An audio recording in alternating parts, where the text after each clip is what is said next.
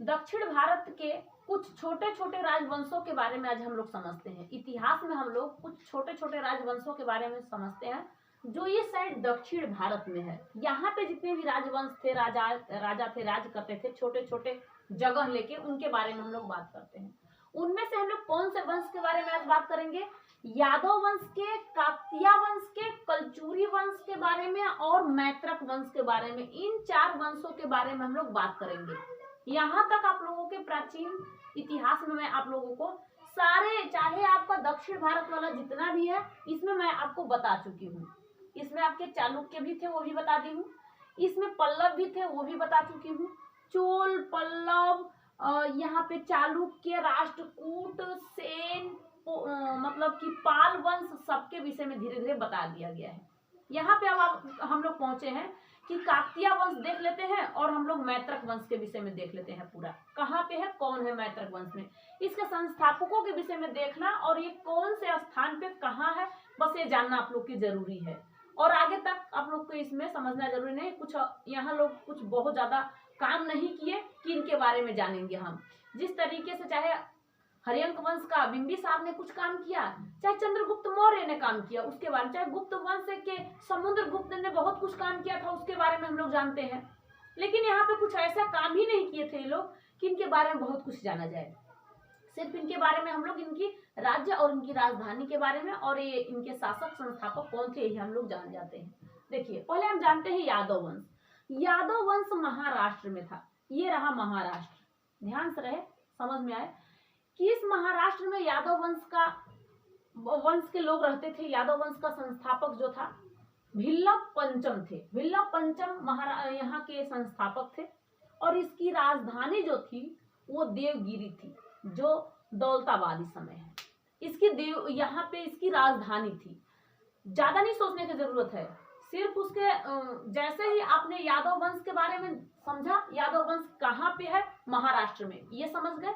उसके जो संस्थापक है वो समझ लीजिए, उसकी राजधानी समझ लीजिए। अब एक चीज और देखना है कि यहाँ पे एक ऐसा राजा था जिसका नाम था अलाउद्दीन खिलजी। अलाउद्दीन खिलजी का एक सेनापति था जो कि यहाँ तक आया था इसके राजा से लड़ने के लिए। और इसके राजा से जब लड़ने के लिए आया था, इसका नाम था रामचंद्र देव। इनका नाम क्या था? रामचंद्र देव। और कौन आया था इसके समय में? यादव वंश के संस्थापक के समय में, रामचंद्र देव के समय में एक राजा आया था, ठीक है। उस राजा का नाम क्या था? अलाउद्दीन खिलजी। ये दिल्ली सल्तनत के शासक अलाउद्दीन खिलजी का एक सेनापति था। उस सेनापति का जो नाम था मलिक कफूर था। इस मलिक कफूर ने यहाँ पे आया और इनसे युद्ध करना स्टार्ट कर दिया, ठीक है। लेकिन ये भी हटने वाला व्यक्ति नहीं था, यहाँ से ये भी राजा हटा नहीं। ये भी रामचंद्र देव ने ये भी बहुत युद्ध किया, जम के युद्ध किया। ये कहा कि अपना शासक जितना भी अपना सेना है लेके अब आओ, कोई दिक्कत नहीं है, हम तुमसे युद्ध करेंगे। इसने युद्ध किया, बहुत जमकर युद्ध किया। कौन युद्ध किया? रामचंद्र देव ने। तो वो ऐसा कौन सा राजा था, यादव वंश का वह राजा बताइए जिसने अलाउद्दीन खिलजी के सेनापति जिसका नाम था मलिक कफूर से जमकर युद्ध किया था। वो राजा का नाम था रामचंद्र देव और इसने ही जम के युद्ध किया था, इससे हटा नहीं। लेकिन ये हार गया। किससे हार गया? इसी मलिक कफूर से ये हार जाता है पूरी तरीके से। तब इसके सेनापति इसको वहां पे जान से नहीं मारता है, इस संदेश को दिल्ली पहुंचाता है और दिल्ली के सल्तनत का नाम था अलाउद्दीन खिलजी। ये शासक था वहां का, ठीक है, अलाउद्दीन खिलजी। और उसी का ये था सेनापति। अब वहां गया, इसको लेके गया, वहां पे मृत्यु दंड। अब पहले के राजा का मतलब होता है ना कि लोग पहले पूछा जाता था कि बताओ तुम्हें क्या चाहिए, मरना पसंद करते हो या जीना, या फिर बंदी बना के हम तुझे झुका दे, अपने कदमों में रख लें।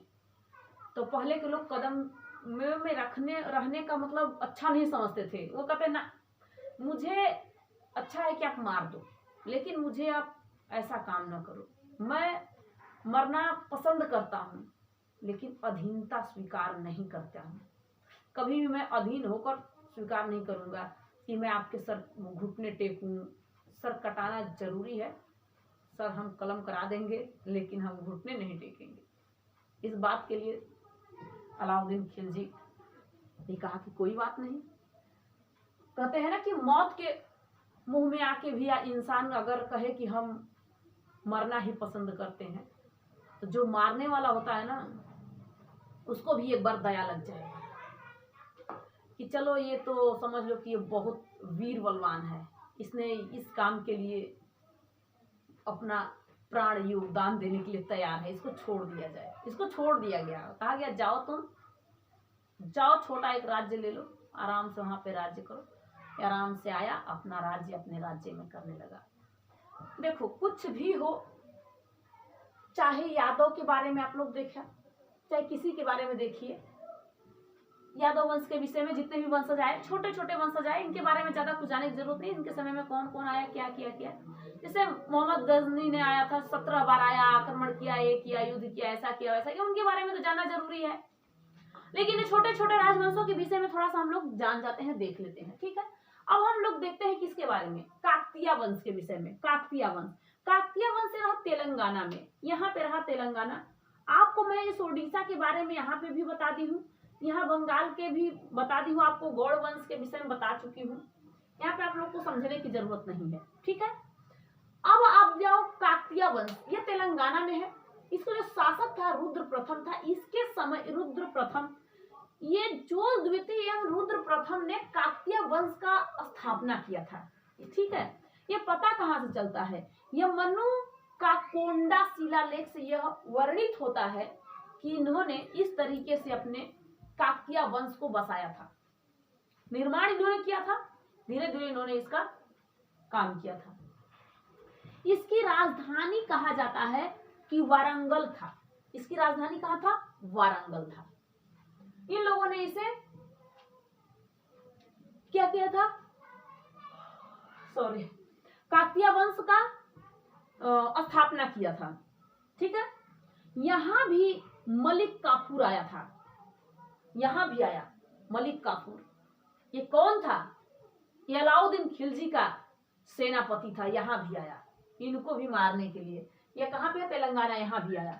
इसने यहां भी आके सोचा कि इस पे भी हमला हम करते हैं, इस पे भी मार करते हैं।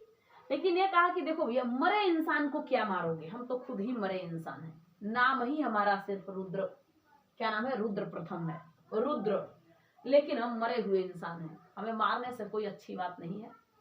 आपके सामने मैं अपना अधीनता स्वीकार करता हूं, आप मुझे छोड़ दीजिए।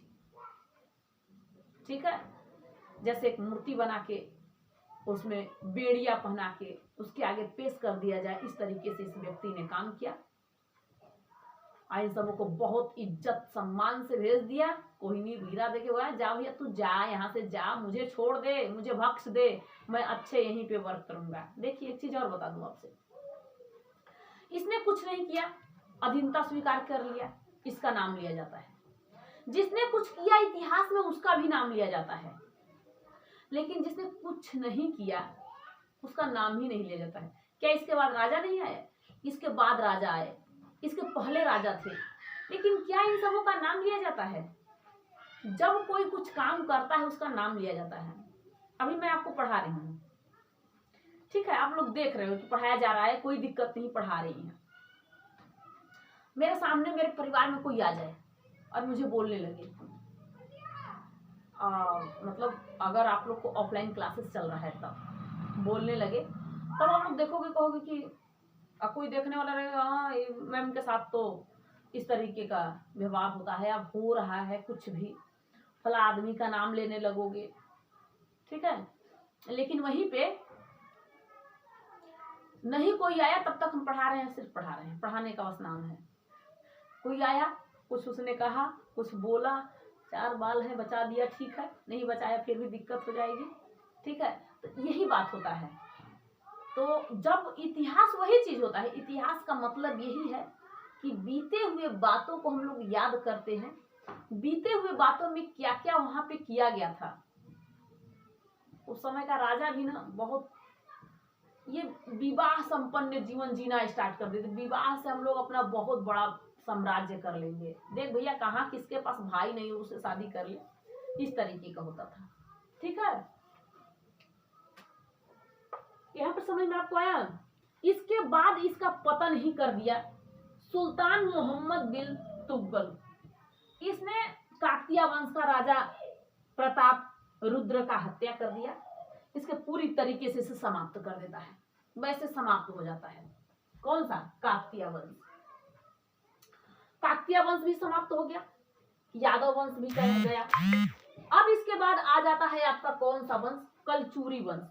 कलचुरी वंश देखना ये मध्य प्रदेश में है, मध्य प्रदेश ये रहा, इस मध्य प्रदेश में कलचुरी वंश है। और कलचुरी वंश की जो राजधानी है त्रिपुरी है, कलचुरी वंश की राजधानी त्रिपुरी है। यहाँ का जो संस्थापक था कोक्कल था, कोक्कल प्रथम। संस्थापक का नाम ही था कोक्कल, क्या नाम था, कोक्कल प्रथम, इस संस्थापक का नाम था। इसका अंतिम जो शासक आया था रघुनाथ सिंह था, इसका अंतिम शासक आया। इसका पतन का कारण हो गया मराठा। ठीक है, ये कलचुरी वंश है, ये छोटे छोटे वंश है, जितना छोटा है उतना छोटा इसका नाम है।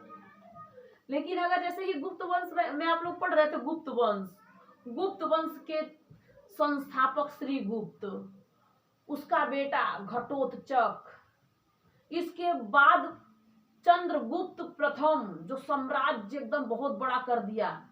इस तरीके से देखो गुप्त वंश के विषय में, इसी गुप्त चंद्रगुप्त प्रथम का बेटा आया जिसका नाम था समुद्रगुप्त। अरे बहुत बलवान था, इसने पूरे उत्तर भारत के इधर साइड के 9 राज्यों को जीत लिया था, दक्षिण भारत के 12 राज्यों को जीत लिया था। अरे उसने कुछ काम किया था, तब आप लोग कह सकते हो। उसका घोड़ा 3-3 समुद्र का पानी पीता था, चाहे वो अरब सागर हो, चाहे बंगाल हो, चाहे आपका हिंद महासागर हो, कहीं से वो पानी पी सकता था, इसको कहीं से रोकाहट नहीं था।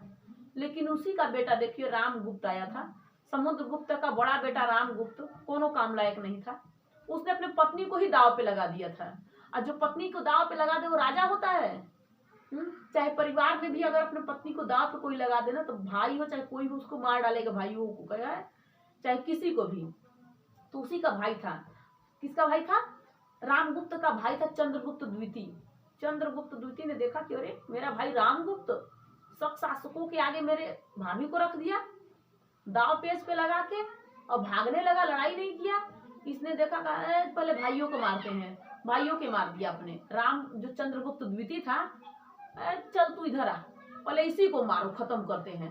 उसी को पहले अपने भाई रामगुप्त को खत्म कर देता है, तब सब शासक को मारता है और तब विक्रमादित्य का उपाधि धारण कर लेता है। और उसकी पत्नी जो होती है, रामगुप्त की पत्नी जो उसकी भाभी रहती है, उससे पुनः शादी कर लेता है, फर्स्ट क्लास को उससे शादी करता है। उससे बच्चे हो जाते हैं, कुमार गुप्त, गोविंद गुप्त हो जाते हैं, प्रभावती हो जाती है। अब प्रभावती का शादी तुरंत कर देता है वाकाटक वंश के रुद्रसेन से। क्या उसकी जीवन बीतने लगा, आराम से रुद्रसेन से शादी कर दिया और गई आराम से रहने लगी वहां। बेटा है कुमार गुप्त, थोड़ा बहुत तो भी कुछ किया। इस तरीके से धीरे धीरे अगर गुप्त वंश समाप्त होने लगा, इसी धीरे धीरे धीरे धीरे हर वंशज छोटे छोटे छोटे छोटे सामंत ले लेके लोग अपना अपना जीवन व्यतीत करने लगे थे। ये तो था इनकी कहानी। तब गुप्त वंश में कुछ उन्होंने किया था, इसमें क्या बताया कलचुरी वंश में। कलचुरी वंश के आप लोग सिर्फ जहाँ समझ लो ना कि ये कहाँ पे है, मध्य प्रदेश में है, इसकी राजधानी त्रिपुरी है और इसमें जो शासक था, संस्थापक था कोक्कल था। इसका जो अंतिम शासक आया था रघुनाथ सिंह आया था। अब इसका पतन हो गया, खत्म इसकी कहानी हो गई। लेकिन जैसे ही आगे इसके आगे बढ़ेंगे हम ना, वैसे ही अभी आपको बहुत सारे बताना है उत्तर भारत में। जब अभी तो आप लोग प्राचीन इतिहास पढ़ रहे हो ना, अभी तो मध्यकालीन इतिहास आपको पढ़ना है। समझ लो मैत्रक वंश है, जैसे मैत्रक वंश में यहाँ गुजरात में है। अब ये गुजरात में इसकी राजधानी आ गई बल्लभी। ये गुजरात है ना, देखना ध्यान से। पहले यहाँ पे शासन करता था जिसका नाम था प्रतिहार वंश, जिसने कन्नौज पे हमला कर, त्रिपक्षीय संघर्ष में कन्नौज पे हमला कर दिया। यहाँ का मिहिर भोज बहुत प्रतापी राजा था। यहाँ पे था अपना ये राष्ट्रकूट वंश, चालुक्य वंश, इन सबों के बारे में तब जानते हो। तो मैत्रक वंश में तो समझिए राजधानी इसकी। यहाँ का संस्थापक था भट्टार्क था, इसका संस्थापक था भट्टार्क। ये भी बहुत ठीक ही ठाक था। किसने उसके बाद शासक आया था शीलादित्य। इसके बाद आया था इसी में आक्रमण करने के लिए, अरब का आक्रमण हो गया था इसके साथ में। ये सब तो चीज आपको देखना है। इसके बाद कहाँ बचा हुआ है, इसमें नीचे में अब कहीं बचा हुआ है, आपको क्या क्या नहीं बता दिया गया है। अब बताइए आपको, अब मैं क्या क्या नहीं बता दी हूँ, जहां से आप पूछ सकते हैं, कहीं से भी आप कहीं से दिमाग लगा सकते हो। जितने भी वंशज थे उनके बारे में भी आप दिमाग लगा सकते हो। देखो ध्यान से सुनो, जितने भी वंश आप लोगों ने पढ़ा था उसको एक बार अपने माइंड में रखो, उसे रिवाइज करते रहो, नहीं आप भूलोगे। जैसे आपने पढ़ा था, पहले मैं इस दक्षिण भारत वाले में बता रही हूँ, नीचे वाले में आपको बता रही हूँ, उसके बाद ऊपर वाले में आपको बताऊंगी, तब मैं आपको मगध वाले में बताऊंगी। पहले इसके बारे में बता देती हूँ। आपने चालुक्य के बारे में पढ़ा था, चालुक्य वंश, चालुक्य वंश को देखा था। चालुक्य को हटाकर आया था राष्ट्रकूट। कौन आया था? राष्ट्रकूट वंश आया था। ध्यान से समझना, चालुक्य को हटाकर राष्ट्रकूट वंश आया। और चालुक्य एक बार नहीं 3 बार आया था। पहला चालुक्य की राजधानी थी वातापी, वातापी, ठीक है। लेकिन दूसरा जो इसका आया था चालुक्य, चालुक्य जब दूसरे बार में आया था चालुक्य, इस चालुक्य वंश का दूसरी वाली जब आया था तो इसका कल्याणी था, कल्याणी था, ठीक है। इसकी राजधानी थी। इसका इस समय तैलफ इस समय का राजा था, संस्थापक था। तीसरे बार में जब चालुक्य आया था, तीसरे बार में जब चालुक्य आया था तो इसकी राजधानी बेगी बना दी गई थी, बेगी। इसके थे बेगी के विष्णुवर्मन। इस तरीके का यहाँ पर हुआ। फिर इन धीरे धीरे धीरे धीरे खत्म होने लगा। इस राष्ट्रकूट वंश में को आप लोग पढ़ ही लिए हो। राष्ट्रकूट वंश ये रहा, चालुक्य वंश को हटा के राष्ट्रकूट वंश यहीं पे आया था।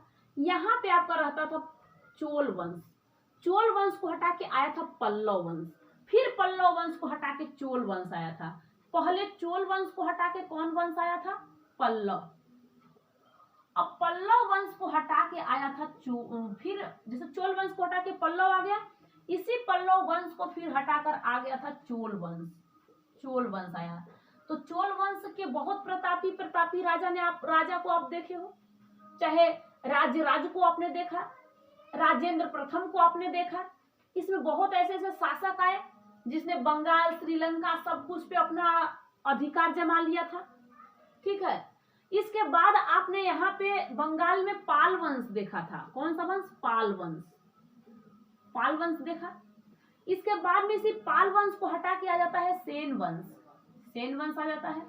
गुजरात में आपने प्रतिहार वंश देखा था। कौन सा वंश? प्रतिहार वंश, प्रतिहार वंश, ठीक है। फिर इसके बाद आपने महाराष्ट्र में दोबारा यादव वंश आपने देख लिया है, यादव वंश, ध्यान से समझना, यादव वंश। फिर आपने देख लिया था कहाँ पे? काकतीय वंश, काकतीय वंश यानी तेलंगाना में, यहाँ पे तेलंगाना में काकतीय वंश देख लिया, काकतीय वंश, ठीक है। काकतीय वंश आपने देखा। सारे वंशज को आप लोग देखते जाइए, बहुत सारे वंशज के बारे में आप लोगों ने देखा था। अब हम लोग ऊपर के साइड चलते हैं, ऊपर साइड देख लेते हैं कि अभी यहाँ पे कौन कौन आया था। पहले ओडिशा में भी आपने देखा था, गुजरात में भी देखा, हर जगह देखा। इसके बाद आप लोग चलते हैं ऊपर वाले देखते हैं। ऊपर वाले जैसे ही हम जाएंगे, यहाँ पे मगध के जिस तरीके से छोटे मगध बहुत बड़ा मगध हो गया था, तो उसमें हमने हरियंक वंश देखा था, हरियंक वंश, ठीक है। उसमें हमने शिशुनाग वंश देखा था, शिशुनाग वंश, ठीक है, शिशुनाग वंश। फिर हमने नंद वंश देखा था, नंद वंश। फिर हमने मौर्य वंश देखा था, मौर्य वंश। फिर हमने शुंग वंश देखा था, शुंग वंश। कण्व वंश देखा, कण्व वंश। इसके बाद हमने देखा था कण्व सातवाहन वंश, सातवाहन वंश। सातवाहन के जो संस्थापक होते हैं सीमुख होते हैं, सीमुख, देखो सीमुख कहते हैं, सीमुख। यहाँ का तो आपका वासुदेव। इसके बाद आपका यहाँ पे पुष्यमित्र शुंग, यहाँ पे मौर्य में आ जाते हैं आपका चंद्रगुप्त मौर्य, यहाँ पे नंद में महापदम नंद, ये शिशुनाग वंश में शिशुनाग ही रहता है, हरियंक वंश में बिंबिसार। इसके बाद में आपने वर्धन वंश देखा था, वर्धन वंश, वर्धन वंश जो था ना, वर्धन वंश की संस्थापक जिसका नाम था पुष्यभूति थे। कौन थे? पुष्यभूति, पुष्यभूति वर्धन वंश के संस्थापक। गुप्त वंश आपको भी पढ़ा चुकी हूँ, गुप्त वंश। गुप्त वंश के जो संस्थापक थे श्रीगुप्त थे। क्या नाम था उनका? श्रीगुप्त, श्रीगुप्त। इसके बाद में आपने देखा था कुषाण वंश, कुषाण, सॉरी क्या नाम होता है? कुषाण वंश। कुषाण वंश का जो संस्थापक रहता है, राजा रहता है कनिष्क रहता है। कनिष्क के बारे में आप लोगों ने देखा है। कनिष्क ने चौथी बौद्ध संगीति कराई थी, कुंडलवन में कराई थी। कनिष्क ने ही चौथी बौद्ध संगीति कुंडलवन में कराई थी। प्रथम पहली शताब्दी में इन्होंने कराया था। ठीक है, बौद्ध संगीति के बारे में, चारों के बारे में आप लोग जानते ही हो, चारों बौद्ध संगीति के बारे में आप लोग जानते हो। फिर से समझ लीजिए, जो पहली बौद्ध संगीति हुई थी इसको अजात शत्रु ने कराया था, अजात शत्रु ने कराया था। इसने पाटली मतलब क्या नाम था उसका, राजगृह में कराया था, राजगृह में कराया था। ठीक है, इसने इस संगीति को कराया था। तो यहाँ पे महाकश्यप इसके अध्यक्षता या इसके गुरु कहिए कि वो थे। इसके बाद कब उन्होंने कराया था? 483 में, 483 ईसा पूर्व में कराया था। कौन? आपको अजात शत्रु ने कराया था 483 ईसा पूर्व में, बीसी में। और यहाँ का जो संस्था, फिर उसके बाद दूसरी बौद्ध संगीति कालाकोस ने कराया था। कौन कराया था? कालाकोस। ये कब कराया था? ये कराया था 383 ईसा पूर्व में। ठीक है, कहाँ कराया था इसने? वैशाली में, वैशाली में। ध्यान से समझना, ये बच्चों वाली नहीं, ये बड़े वाली की बात है जिसको आपको पढ़ना जरूरी है। तीसरी बौद्ध संगीति कराया था अशोक ने, तीसरी बौद्ध संगीति अशोक ने कराया था। और अशोक ने पाटलिपुत्र में कराया था, पाटलिपुत्र में इसने, अशोक ने इस बौद्ध संगीति को कराया था। 255 में कराया था, 255 बीसी में, मतलब ईसा पूर्व में इसने कराया था। ठीक है, उसके बाद कनिष्क ने कराया था। चौथी बौद्ध संगीति कनिष्क ने कुंडलवन में कराया था। कुंडल वन, कुंडल ग्राम नहीं करना, कुंडल वन में इसने कराया था, इस बौद्ध संगीति को कराया था। इस तरीके से आप लोगों ने इसके बारे में देखा था। इसके बाद आप लोग संगम देखे थे, संगम, संगम काल आपने देखा था। इस संगम काल में भी आप लोगों ने किसके किसके बारे में देखा था? यहाँ पे थे पांड के बारे में आपने देखा था, यहाँ पे आपने चोल के बारे में देखा था, और यहाँ पे आपने चेर के बारे में देखा था। ठीक है, इस चोल की चर्चा आपका नहीं है, लेकिन इस पांड में और इस इस चेर में, इस पांड में अशोक के 13वें शिलालेख में इसके बारे में, दूसरे शिलालेख में इसके बारे में दिया गया है। 13वें में तो इस कलिंग पर जिस समय अशोक ने आक्रमण किया था, हमला किया था, उस समय का बात कहा गया है। तो क्या आपको ये सारे के सारे पता चला कि नहीं? ये आपका एक बार रिवाइज है जिसको आपको करना जरूरी है। चाहे आपका चालुक्य वंश हो, राष्ट्रकूट वंश हो, हरियंक वंश, शिशुनाग वंश, नंद वंश, मौर्य वंश, शुंग वंश, कण्व वंश, सातवाहन वंश, इनके संस्थापकों के बारे में आपको याद होना चाहिए, जरूरी है, पक्का है। किसको अगर आप समझते नहीं हो फिर आपको मतलब आप भूल जाओगे, फिर कुछ नहीं। एक एक वंश का ना, एक वंश का याद करो, एक वंश में क्या उसने क्या क्या किया था, एक वंश के बारे में। जैसे मैं अगर आपको वर्धन वंश के विषय में बताऊं, वर्धन वंश के विषय में आपको मैं अगर बताऊं, तो वर्धन वंश के विषय में क्या आपको पता चलेगा? देखो, वर्धन वंश के विषय में या गुप्त वंश के विषय में, चाहे किसी वंश के विषय में मैं आपको बता सकती हूँ। अगर आपको चाहिए कि नहीं मुझे किसी वंश के विषय में बताइए, तो देखो यहाँ पे थानेश्वर में वर्धन वंश चल रहा था। कौन सा वंश? वर्धन वंश। इस वर्धन वंश का अगर देखो, बहुत ध्यान से समझो, वर्धन वंश कहाँ था, कहाँ पे वंश? थानेश्वर में, थानेश्वर में। अब मेरे माइंड में है कि मैंने देखा था मैप के अनुसार कि थानेश्वर है यहाँ पे, और थानेश्वर में वर्धन वंश चल रहा था। लेकिन जैसे ही इस वर्धन वंश का संस्थापक के विषय में हम देखेंगे तो कहेंगे कि इसका जो संस्थापक था, संस्थापक, इसका नाम था पुष्यभूति, पुष्यभूति। भूति। क्या आपके माइंड में आ रहा है कि मैं आपको पढ़ाई हूं कि नहीं? पढ़ाई हूं, ध्यान से समझना। इसका क्या था? पुष्य भूति था। लेकिन जो इसका शासक आया था, शासक, इस शासक का नाम क्या था? देखो माइंड में कैसे है, माइंड में है, तुरंत माइंड से अपने। इसका नाम था प्रभाकर, प्रभाकर वर्धन। इसका नाम था प्रभाकर वर्धन। पुष्य भूति तो इसका क्या था? स्थापना किया था, स्थापक थे ही। ये थानेश्वर में था, ये वर्धन वंश, उस समय वर्धन वंश चल रहा था। अब यही पे पूछेगा इसके बाद कौन राजा आया, तो जो इसका अगला शासक आता है, जो शासक अगला आता है, अगला शासक, इस अगले शासक का नाम रहता है राजवर्धन। अब ये राजवर्धन कौन था? राजवर्धन इसी प्रभाकर का बेटा था, बड़ा बेटा। इसके बाद में इसका हर्षवर्धन, एक सबसे छोटा भाई हर्षवर्धन आता है, ठीक है, हर्षवर्धन आता है। तो हर्षवर्धन के विषय में हमें पता चल गया। लेकिन ये हर्षवर्धन कन्नौज अपनी राजधानी बना लेता है, कन्नौज। अब कन्नौज कैसे बनाता है? क्योंकि इसकी एक बहन थी, जिस बहन का नाम था राजश्री। ध्यान से समझना, राजश्री था। अब इस राजश्री का शादी इसने ग्रहवर्मन से करा दिया था। अब ग्रहवर्मन की मृत्यु हो जाती है। मालवा का राजा देवगुप्त इस ग्रहवर्मन को खत्म कर देता है। लेकिन ये बात जैसे ही गौड़ वंश के संस्थापक शशांक को पता चलता है, ये डायरेक्ट ही आके इस राजवर्मन को खत्म कर देता है, ठीक है। लेकिन उस समय उम्र सिर्फ 16 साल का था हर्षवर्धन का, और हर्षवर्धन ने कहा कि कोई बात नहीं, भाई का या बहन का प्रतिशोध हम लेंगे। अब ये चला और जाके इस शशांक को खत्म कर दिया। किसको? शशांक को। गौड़ वंश का संस्थापक शशांक को ये खत्म कर देता है, ठीक है।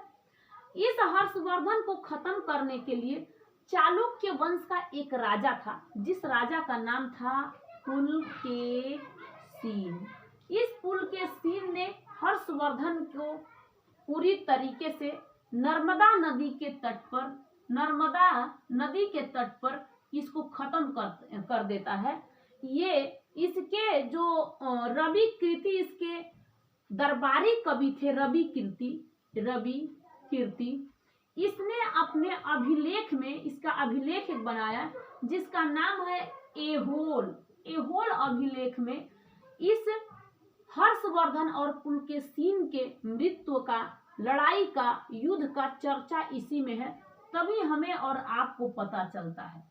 सबने अपना एहोल मतलब अभिलेख लिखवाया, शिलालेख लिखवाया और बनाया। जिस तरीके से अशोक ने 14 शिलालेख, पूरा टोटल 14 शिलालेख बनवाया, उस शिलालेख में हर एक चीज का नाम लिया। उसने कहा कि कलिंग पर हमने जब आक्रमण किया था, हमने युद्ध किया था, हमने तलवार से बहुत लोगों को काट दिया था, तब हमें ये लगा कि हम बहुत निर्दयी इंसान हैं। तब उसने एक बौद्ध धर्म को अपना लिया और कहा कि हम अब किसी का हत्या नहीं करेंगे, हम बौद्ध धर्म को अपना लेंगे। उसने धर्म को अपनाया, उसने बौद्ध धर्म को अपनाया और निकल पड़ा इस बौद्ध धर्म का प्रचार करने के लिए। तभी तो इसने बौद्ध धर्म का संगीति कराया था, बौद्ध धर्म संगीत इसने कराया था। तीसरी संगीति इसने कराया है, ठीक है। आपके माइंड में आ रहा है कि नहीं आ रहा है? तो इस तरीके से अब आपसे पूछेगा एक एक बुक्स के लेखक का नाम। जैसे ही एक एक बुक्स के लेखक का नाम पूछेगा तो उस बुक्स के लेखक का नाम आपको बताया जाएगा, चाहे कोई सा ऐसा हो बुक्स। जैसे इंडिका पुस्तक किसने लिखा था, अगर पूछा कि इंडिका पुस्तक किसने लिखा था, तो ये मेगास्थनीज ने लिखा था। जिस समय सिकंदर भारत पर आक्रमण करने के लिए आया था, देखो मैं आपको इतना क्यों बता रही हूँ, क्योंकि आपका ये दक्षिण भारत वाला ना सारे के सारे यहाँ तक समाप्त हो गए हैं। अब इसमें आपको कुछ कुछ रिवाइज करा के कुछ बताना हमें जरूरी लगता है कि हम आपको बता दें, क्योंकि नहीं बताएं तो आपको समझ में नहीं आएगा। अब देखना, अब एक बार और देखना सिकंदर के बारे में। सिकंदर आया था भारत पर आक्रमण, यानी कि ये करने के लिए हमला भारत पे आया था और सोचा कि हम मगध पे जाएं और मगध पर हम मगध के राजा को हरा दें। और जब मगध पे उस समय वंशज चल रहा था, जिस नाम था उसका नंद वंश चल रहा था। और नंद वंश का जो महापदम नहीं, यहाँ का पे धनानंद राज करता था। नाम क्या था? धनानंद। ठीक है। सिकंदर चला था, ये यूनानी एक राजा था, इसका नाम था सिकंदर। क्या नाम था? सिकंदर। ये सिकंदर चला लड़ने के लिए। कब चला था भारत पर आक्रमण? 326 बीसी में, मतलब ईसा पूर्व में। ये अपने सैनिकों को लेके चला और यहाँ पंजाब, उस समय भारत और पाकिस्तान सब कुछ एक में था। इस पंजाब में एक राजा रहता था जिसका नाम था पोरस। पोरस। इस पोरस को हरा देता है। क्या करता है? हरा देता है। पोरस को हरा देता है सिकंदर। और जैसे ही और आगे बढ़ता है तो यहाँ पे एक राजा आम्बिक रहता है, आम्बिक को भी हरा देता है। यहाँ पे उस समय इसको क्या कहा जाता था? गंधार। वहां का राजा था आम्बिक। इसको पूरी तरीके से हरा देता है और हराते हुए आगे बढ़ता है और सोचता है कि हम चलें इस मगध पे अपना हक जमाने के लिए। लेकिन इसके सैनिक जो होते हैं ना, ये सैनिक बहुत थक जाते हैं और आगे नहीं बढ़ पाते हैं, क्योंकि बहुत दिनों से ये लगातार हर जगह पर युद्ध करते आ रहे थे। ईरान, ये हर जगह से ये बहुत ज्यादा। लेकिन ये इसके राजा जब सैनिक वापस जाने लगे तो इसने कहा कि चलो हम भी चलते हैं। तभी इसका एक नाम था सेलुकस निकेटर, इसके सेनापति का नाम था। सिकंदर का जो सेनापति था उसका नाम था सेलुकस निकेटर और इसके गुरु का नाम था अरस्तु। इसके गुरु का नाम क्या था? अरस्तु। ठीक है। लेकिन इसका जो सेनापति था, उस सेनापति का नाम था सेलुकस निकेटर। Seleucus Nicator. ये कहा कि नहीं राजा, आप न जाइए, आप थकिए नहीं, हम लोग चलते हैं। कोई इसमें कहा कि हम भी चलते हैं और हम चलते हैं इस मगध पे हमला करने के लिए। मगध में बहुत सारे चीज हैं, हाथी बहुत ज्यादा है, हम वहां से लाते हैं। लेकिन ये कहा कि नहीं, कोई बात नहीं, हम चलते हैं। वो चला गया और इसकी बेबीलोन में जाके इसकी मृत्यु हो जाती है। इराक के बेबीलोन में इसकी मृत्यु हो जाती है सिकंदर का। लेकिन दोबारा सेलुकस निकेटर आता है। उस समय नंद वंश चल रहा होता है और उस समय धनानंद राजा वहां का रहता है, मगध का। चलता है वहां से और सोचता है कि हम खत्म कर दे किसको? धनानंद को।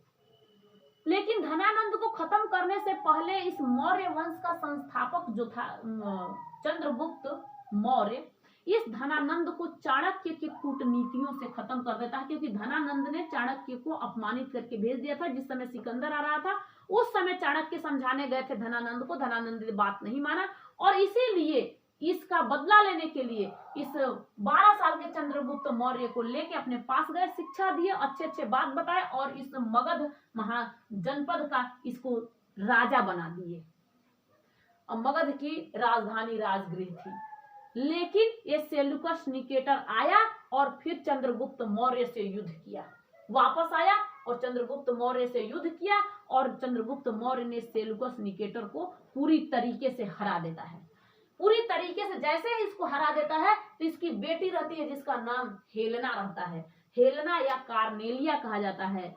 हेलेना या फिर इसे कार्नेलिया इसे कहा जाता है। ठीक है, कार्नेलिया इसे कहा जाता है। ये अपने बेटी से शादी तुरंत चंद्रगुप्त मौर्य का करता है और वहां से कम 500 हाथी गिफ्ट में लेके चला जाता है। कहता है अब बेटी दे दिए तो अब मुझे चाहिए ना, तो ये अपना लेके चला गया और ये वापस इसी का एक सैनिक था, सेनापति था सेलुकस निकेटर का, जिसका नाम था मेगास्थनीज। ठीक है। यही अपने सैनिक को भेज देता है अपने बेटी के साथ और चला आता है चंद्रगुप्त मौर्य के पास। अब वहां का इसके दरबार में रहने लगता है और इसी ने ही इंडिका पे हम लोग थे ना, इंडिका पुस्तक इसी ने लिख दिया कि नहीं सब कुछ बढ़िया है, मगध की पूरी जानकारी मगध की इसी इंडिका पुस्तक से सारी कहानी मगध की मिल जाती है, जिसमें मेगास्थनीज ने लिखा है।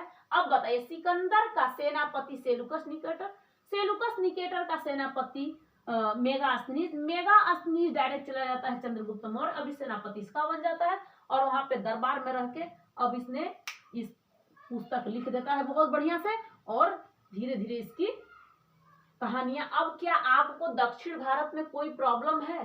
कहीं से भी प्रॉब्लम हो सकता है दक्षिण भारत, या फिर मगध में भी आपको प्रॉब्लम नहीं होगा। अब हम लोग धीरे धीरे और इतिहास में पहुंचेंगे। ये तो हमारा प्राचीन इतिहास था, चाहे हम लोग प्री हिस्ट्री पढ़े या हम आधे इतिहास पढ़े या फिर हमने इतिहास पढ़ा। इतिहास के जनक जो हेरोडोटस थे, इन्होंने सिर्फ एक बार इतिहास के जनक कह गए और इनको बता दिया गया कि नहीं, ये अपनी पुस्तक अपना एक इन्होंने भी पुस्तक लिखा था, ये तो इंडिका इसका है, उनका नाम था हिस्टोरिका, हेरोडोटस का। उन्होंने इस तरीके से अपने इतिहास के बारे में बताया और धीरे धीरे जो जो आया ना वो अपना अपना इतिहास रचता गया, एक एक बुक्स। अब जो जो जिसके दरबार में आया था, दरबारी कवि था, उन्होंने बुक्स लिख दिया, ठीक है। तो उसके बुक्स में कौन कौन बुक्स किसका है, लेखक कौन है हर एक बुक का, वो भी आपको पता चलेगा, क्योंकि ये भी आपके लिए जरूरी है। नेक्स्ट वीडियो में इसके बाद आपको मिलेंगे। क्या आपको यहाँ तक समझ में आया कि नहीं पूरा? आई होप कि आपको समझ में आ रहा होगा। अब नेक्स्ट वीडियो में इसके बाद मिलेंगे, तब तक के लिए जय हिंद, थैंक यू।